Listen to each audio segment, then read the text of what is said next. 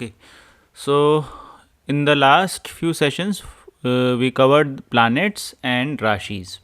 Okay, so in today's session, we'll start with bhavas. Bhavas means houses. Okay, so once we complete the bhavas, we'll be done with planet, rashis, and bhavas. So three main elements of a horoscope, and then we will understand these three only. Further, we'll see how they combine with each other and all those things. So this bhavas part, so we'll do a detailed analysis of the bhavs. So this is a Yeah. typical North Indian chart. Okay, and and this is first house in North Indian chart. This is second. This is third, fourth, fifth, sixth, seventh, and we can see. Sorry. So so we can see the numbers are written, right. So these numbers represent the house number. Basically, like generally, whenever we see a chart and numbers are there, they do not represent house number, they represent rashi. But since like we are beginning, like we are studying bhavas here and to introduce, so I have just written, I am just representing house numbers with the this numeric numbers.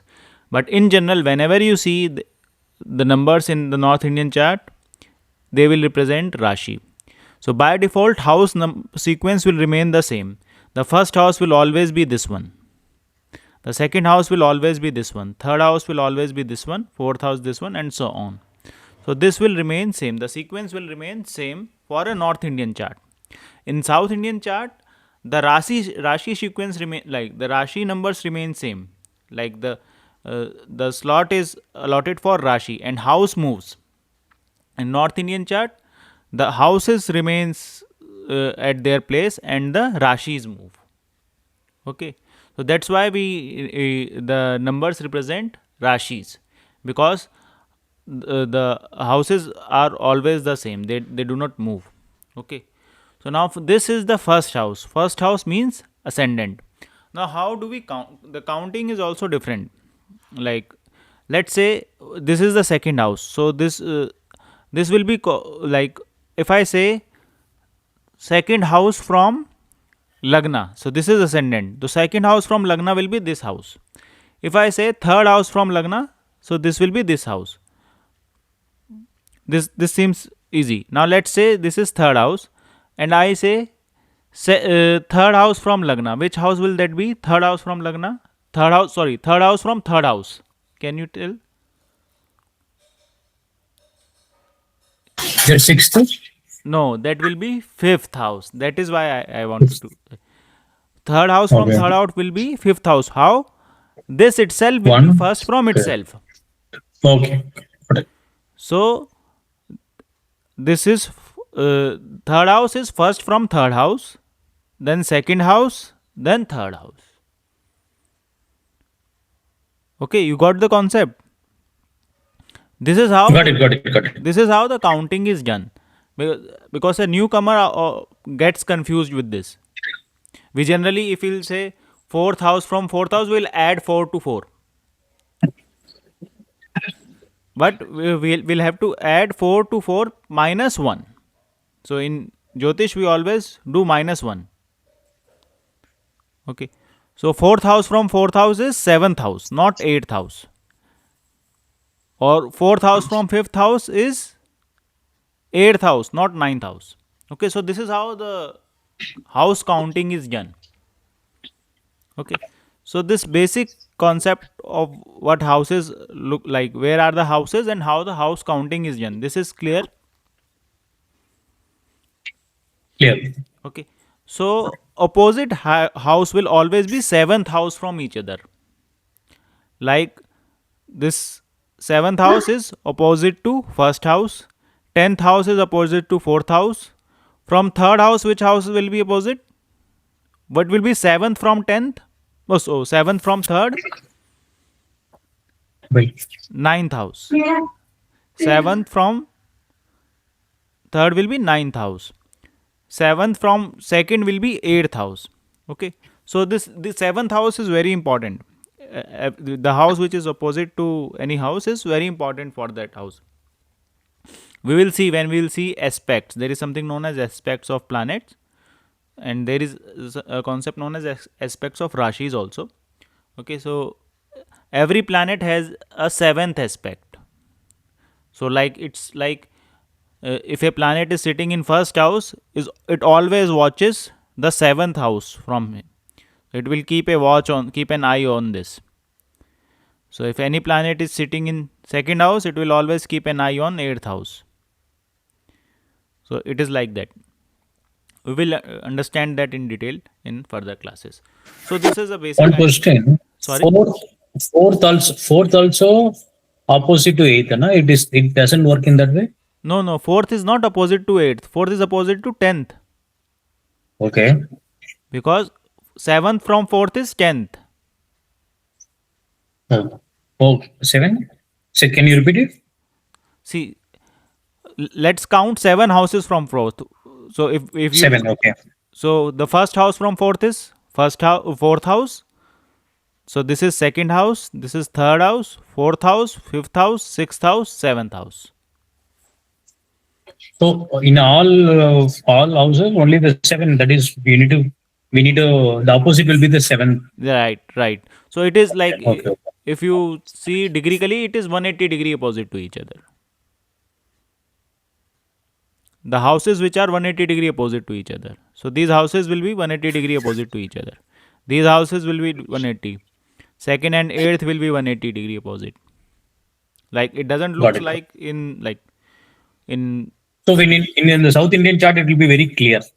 If you see the, yeah just it want to take that, see the opposite will be so easily we can understand, right? actually it's most clear in Western chart.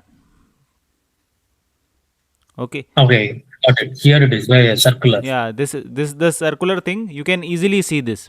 Okay, the opposite of first house is always seventh house. For 12th house, it is always the sixth house. I'll just move this. For 12th house, it will be sixth house. For 11th house, it will always be fifth house, and so on. So in the circular chart, it is most easily identifiable. But the problem with circular chart is that it is actually difficult to draw by hand. That is the only problem. And the North Indian and South Indian charts are were basically came into trend because these days we can use softwares, but go back 20 years, just 15-20 years, there are hardly any softwares, and everyone used to draw it by hand. So that's why the North Indian and the South Indian, they are always, and even the East Indian, they are always have a rectangular shape because straight lines are easy to draw. That is the only logic I understand. My personal preference is generally the circular chart because it is very easy to visualize things in circular chart.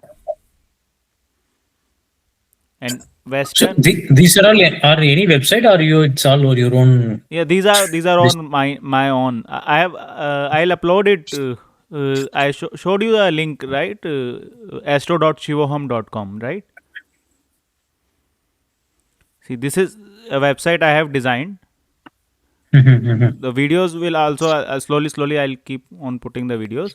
So in this website there are some apps. So these are actually advanced apps, like the ones which we are using is somewhere here.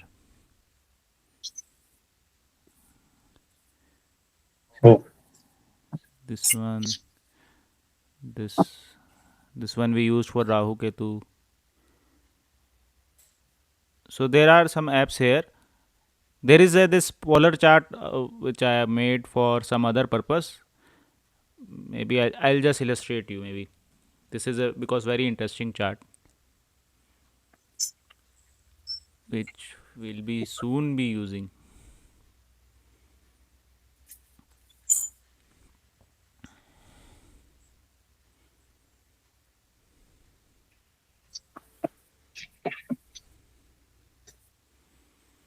See, this is the polar chart which I was this actually I have made all this on my own. I am not a great. software developer. With the help of AI and all, I am doing it. Oh,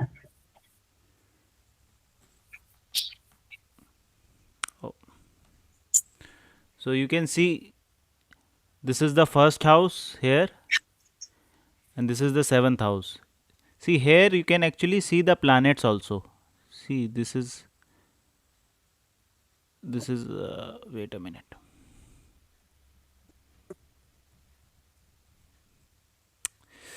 Actually some alignment issue is there. I'll have to maybe figure it out. So what I have done is, see, you can see these planets. This is Mars, this is Sun, this is Venus, this is Mercury. So I have pasted the data of a chart, and this chart is made in a circular, this polar chart manner.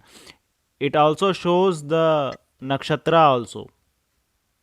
It also shows up the nakshatra. It is showing the rashi, it is showing the house, and moreover it is showing the significations of the house also.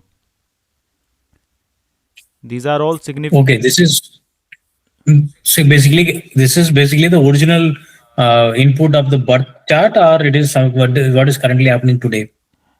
this is currently happening today. I Okay, have pasted the data for today.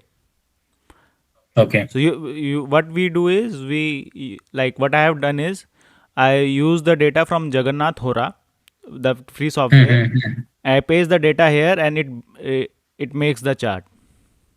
Oh, cool. So what I have done here is, like, you can actually see the significations also. Significations of house, Mhm. significations of Rashi. See, it is very useful, especially for beginners, because once you have practiced for, like, you are into astrology for 1 2 years, you will remember the significations. But when you are beginning, like, this is the problem which I faced initially. Like, it was difficult for me to remember the significations and all. So for beginner, these type of charts are very friendly, and I have never found it anywhere. So I made it myself. Yeah, it's very interesting and very useful for definitely for many people Uh, like us. so that's why I have, like, you can simply see the significations. You can see, like, this planet Ketu, where it is. It is showing. See, if you look at this drop down, it is showing Nakshatra Purva Falguni Pada 2 Rashi Leo Lord Sun. Navmansha is also showing Virgo Navmansha. Then significations it is also showing. So we'll use it maybe later on.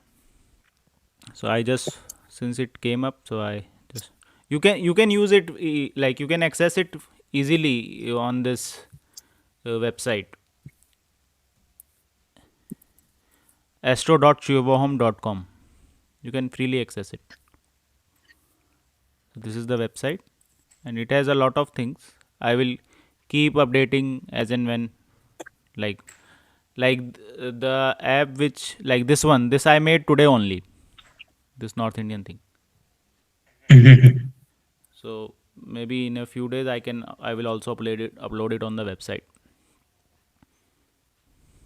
Okay. So coming back to the thing. So you've got the idea what are bhavas and how do we count the bhavas. Okay. Now there is something known as dharma trikon, earth trikon, dharma, earth, kam, moksha. So there are four things. So bhavas are also divided into dharma bhavas, earth bhavas, kama bhavas, and moksha bhavas. So first house is dharma, second represent earth, third represent kama, fourth represent moksha. And then the sequence continues. Dharma, earth, kam, moksha, dharma, earth, kam, moksha. Okay. So by dharma basically means, like, generally people think dharma means duty, but dharma is basically means whatever you are naturally born for, like whatever you are born to do. Like, for example, like, dharma of fire is to burn. Dharma of a, maybe a doctor is to heal the patients, help the patients, do the surgery. So these are the whatever natural qualities you have. Like, for a human being, dharma is to attain moksha, like, attain enlightenment, because only a human can do that. No other species Not even devta can do that. So dharma basically goes in that manner, and in that manner we understand it, like we use it in astrology. Artha basically means, stands for, like as the Sanskrit word artha stands for money. Not just money, any materialistic thing through which you can use your desire, like fulfill your desires. Like most probably money in these, in today's context, mostly money. But yes, it should be that dharma, arth, kama, these three are very interrelated. That earth should be earned dharma wise, and it should be able, what will you do with that? It will use to fulfill your kama. Kama means desire, not just physical desire, any kind of desire. Okay, so these three are quite interrelated: dharma, earth, kama. So you earn earth, you earn earth, but that should be earned in dutiful manner, like in dharmic sense, of follow your dharma while earning the artha, and then you use it to fulfill your kama, means fulfill your desires. And then once you are done with this, then you go for moksha, you think of attaining moksha. So all, once you are done with all these things, then only you will think of going for moksha. Otherwise you will be in this cycle only. Like, in fact, if you don't do this dutifully, like if you don't follow your dharma and just keep going for, like, only you are earning artha to fulfill your desires, you will not never go be able to, your mind will never go to this moksha thing.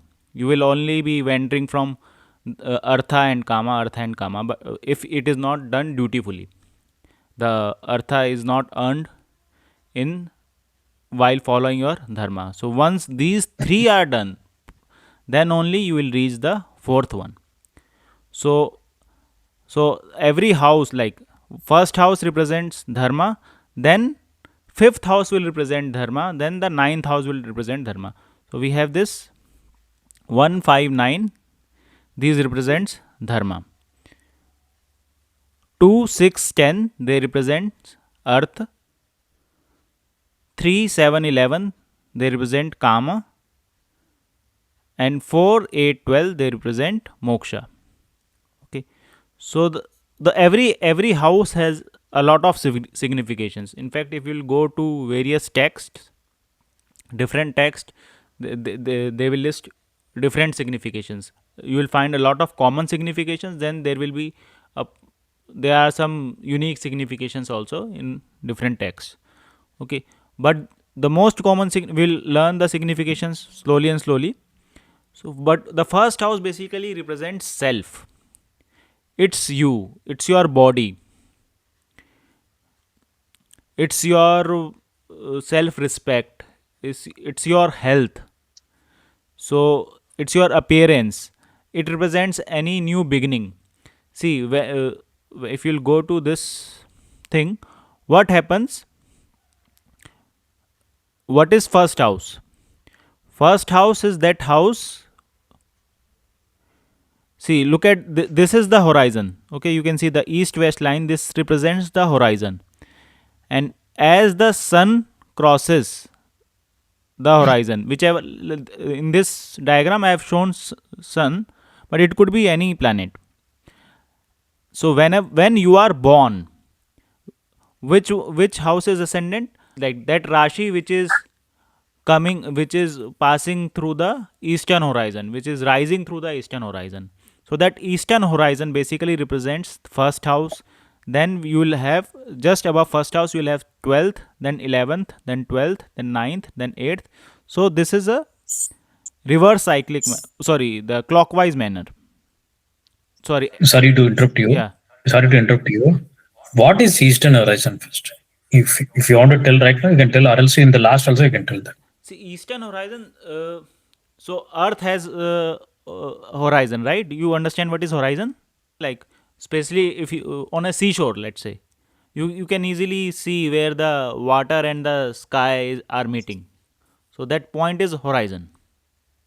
Okay. Okay. So eastern horizon means if you are looking at the eastern side, if you are facing the Okay. eastern direction. So whichever Rasi which is seeing the eastern horizon, that is Which is the rising through eastern horizon, rising through. because earth rotates, right? Okay. Because earth is rotating. These rashis are fixed, right? They are fixed in space. Got it. The zodiac is fixed in space, but earth is rotating. So since earth is rotating, we feel that some rashi is rising. Are you getting me? Rising in the sense, basically from an earth perspective, it is rising, but actually it is fixed. Yeah, yeah. From earth's perspective, it feels like it is rising because earth is Rising field. moving. Okay, so that particular point of time, for how do mean basically my question is, how do we calculate ascendant? So there is a by default there is ascendant by this time this rising will come in. So based on that, it's already there. From an understanding perspective, it is always the Rashi which is rising on the eastern horizon is the it's only one Rashi will be any point of time it will be rising from the Right, eastern right. horizon, right? Wait, let me just show you that my favorite software. Now see, Gemini, you can see it is up. Yeah. Okay, so there must be something here. See, Cancer is here. I'll let me just move the landscape. So you can see this is the horizon line, and Cancer is down. So after some time, Cancer will rise. Okay. But right now it is Jupiter.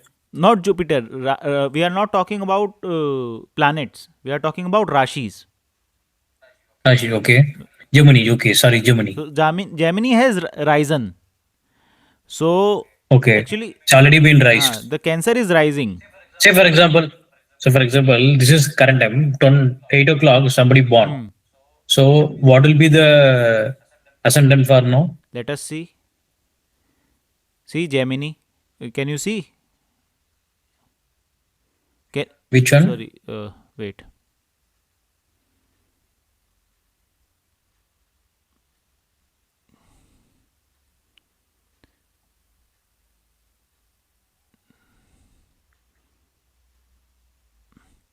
Can you see? What is the ascendant? Yeah, Jupiter. Sorry, Gemini. Gemini. Do you understand why? Because that is the one which is already been, that is basically, that is the first Rashi Or which will see, maybe just that will be the first just a Rashi. minute. Just a minute. That was a bit earlier. Now it is correct. That was a that was not the correct chart. This is the correct chart. Oh, now it's changed to Yeah, Cancer now. it's changed to Cancer. Why? Oh, Because because Gemini Cancer had is now. risen. Ge- Oh, okay. Gemini had risen. It is at maybe 10-15 minutes earlier chart. That was. This is the current chart. Got it. Now I got it. Now I got the difference. Yeah, got it. Okay, Gemini has risen, So whenever, and remember, and you saw Jupiter in that, right? So see here. okay, so it's again, Yeah. so it's again, it might be vary from latitude and Right, longitude right, perspective, right, right. right? It will. Okay, okay. It will. So if I'm seeing right now we are seeing from India, so we are seeing Not just India. this as an. Not just India. You are like right. I'm just giving an example. I'm just giving an example. Right now we are in seeing. That is the reason we can able to see the this ascendant. For somebody who is seeing in from North America, their eastern horizon, some other Rashi will be visible for them, so their ascendant will be Right, different. right. And I'm saying not just India. India is very big. Like if I'm from Kanpur right now, you are sitting in Hyderabad, you might see a different ascendant. Oh, okay, Okay. So okay. so in fact you can see the right now the ascendant is Lagna. You can see 2 degree Cancer. Hmm, hmm, So hmm, this hmm, is hmm.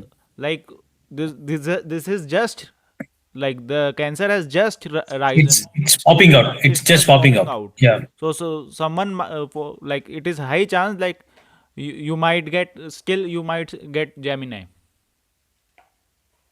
Okay. Now it depends on latitude and longitude, of course. Like someone more eastern to me, if you are in western to me, you will still be a Gemini. But if you are Germany. eastern Okay. to Say me, for example, if in Rajasthan or if it is somebody in Punjab, they'll still get the right, Gemini. right, right. Okay. Got it. So this was one of the confusion I had long time. Yeah. Thanks. Okay. So we were talking about dharma trikon, earth trikon. So this dharma, earth, kam, moksha trikon is clear. So 159, you can see this na, the North Indian chart. Yeah. Okay. So 159, they represents the kona. These Go houses on. are also known as konas or trinals. 159, and these are the most auspicious houses of all the 12 houses. Like these three are the most auspicious houses, 1, 5, and 9. These are the most auspicious houses in our chart. Then the second ones are, sorry, 1, 4, 7, 10. Kendra. Kendras. They are known as Kendras. 1, 4, 7, 10. These four one. The center four ones. Okay. So these are, Okay, those are again yeah, auspicious. those are again auspicious, but you can say second grade auspicious. Like the most auspicious are 159, the second most auspicious are 1, 4, 7, 10. You can see the first house is counted in kendras as well as konas. Yeah. Okay, so this is the most important house one, and it represents self. Okay, so this is Hmm. the most important house of the horoscope, which is the house basic, which is the house which represents the ascendant, right? This is the rising house, this is the house when you were born. So this represents when you were born, like it represents the root, and so that's why it is the most important house of the horoscope. Okay, then Kendra Konas are done. Okay, then there are some houses known as Duksthanas. Now, what are Duksthanas? 3, 6, 8, 12. They are known as Duksthanas. 3, 6, sorry, 3, 6, 8, 12. They are known as Duksthanas. They are like, they are not so good. They are in fact the inauspicious houses. 3, 6, 8, 12. Out of this, 3 is less inauspicious, but 6, 8, 12 are the most kind of negative houses of the horoscope. 6, 8, 12. 6 basically represents diseases, court cases, enemies. 8 represents kind of death. Like this is also known as house of longevity, hidden secrets, hidden like trouble, or something, sudden accidents kind of thing. 12 represents losses, expenses. So we also work like this. Like for example, 12th to any house will represent losses of that house, like losses of the significations of that house. For example, let's see, say 7th lord is sitting in 6th house. 7th lord. You understand what do I mean by 7th lord?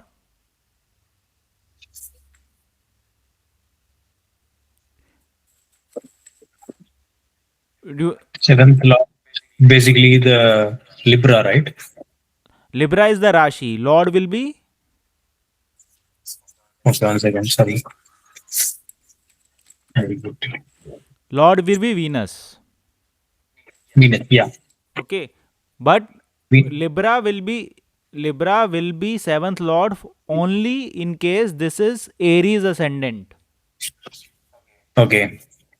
Okay, only in case this is Aries ascendant. Let's say this is Taurus ascendant. Then seventh house will be Scorpio. Scorpio. Okay, so then seventh lord will be Mars. Okay, so if for whatever the seventh lord is, if seventh lord is in sixth house, so that means seventh lord represents spouse, it represents uh, partnership, it represents business. So it, if seventh lord is in sixth house, this represents loss of business, yeah, loss in spouse, means something related to that. Because six is inauspicious. That is the reason, huh? Because sixth is 12th to 7th, Oh, okay. loss of 7th. And anyway, sixth is inauspicious, so it has double effect. Okay. Anyway, sixth is inauspicious, so it has double effect. So, so how we see houses is, first we see houses in general, we see houses from the ascendant. Okay, like this is six, like what we are doing, that like this is second house, this is third house, this is sixth house. These are, we are counting this from ascendant. Then we can count every house from any reference house. Okay. Okay, we can take any particular house as reference, and then we can count any house. Like I can ask 12th house from third house, so it will be third house. Sorry, 12th house from fourth house, so it will be third. Or sixth from fourth house, so sixth from fourth house will be 1, 2, 3, 4, 5, 6. Sixth from fourth house. So first of all, you understand that 1, 4, 7, 10 are the Kendras. 1, 5, 9 are the Kona. Konas. Konas. Konas are the most auspicious. 1, 4, 7, 10 Kendras are the second. Like you can, in auspiciousness, you can keep them in second grade. Then 3, 6, 8, 12. They are the Duksthanas. 3, 6, 8, 12. So these are the most inauspicious houses. Out of this, 3 is okay. Like 3 is not that inauspicious, but 6, 8, 12 are the most inauspicious houses, and they are also known as they have also known as, they also have 6, 8, 12 have some other name also. I'm just forgetting. Now there is another classification, 3, 6, 10, 11. 3, 6, 10, 11. These are known as Upchaya houses. Upchaya houses means that they can improve with time. The houses which initially may gives you some struggle, but if you will work, like if you will do hard work, they will improve with time. Now since third house is in Upchaya also and Duksthana also, so that is why it is not considered that inauspicious, because it can improve. But 6 and 12 are not in Upchaya, so they are bad houses. So can you repeat what is the houses for the Upchaya houses? Upchaya houses will No, no, number, only the 3, number. 6, 10, 11. So six is also there, no? Dukstan and this also six is there. Yeah, 6 is 6 is also there. Yeah. 6 Yeah, three also there, six yeah, also 6 there. is also there. 6 is also there. So sixth is like like for inauspiciousness, 3 is less inauspicious. 6 is, you can say, the, like if you will give some marks to inauspiciousness, 8 and 12 will get maybe 9 marks. 6 you can give maybe 8 marks, and 3 you can give maybe 5 marks, something like that. Got it. So 12 and 8 are the worst 12 and ones. 8 are the worst ones. And in that, I think the 8th is the most problematic house. Oh, If you compare 8 and 12, 8th is the most problematic house. 12th is still okay. Okay. And then there are two houses known as Marak Sthanas. Marak Sthanas are 2 and 7. They are known as Marak Sthana because, like, uh, it is generally seen like either these two houses play a very important role when someone's death, in timing the death of a person. Okay. So these two, if not death, then it will give you a pain equivalent to that. Like these two houses do play, although these two are not that inauspicious. But when the time will come, then they will play the role. When your final time will come, then these two houses will play their role. Otherwise, for rest of the life, these two houses are okay. They are not bad houses. Okay. So, did you get whatever we discussed today? Yeah, yeah. I know some concepts are. We'll don't worry. We'll keep repeating the concepts, especially the like sixth from itself, eighth from itself, or like this. We will repeat these concepts again and again so that you will understand it more. So basically, what we studied today is the how the houses are, like how they are numbered, how they are counted, and what are the kendras, what are konas, what are duksthanas, what are upchaya house, what are marak sthanas. Okay, so we understood the division of the various houses. Any confusion in this part? No, not that, because we are still early, no? So confusion is little. Okay, so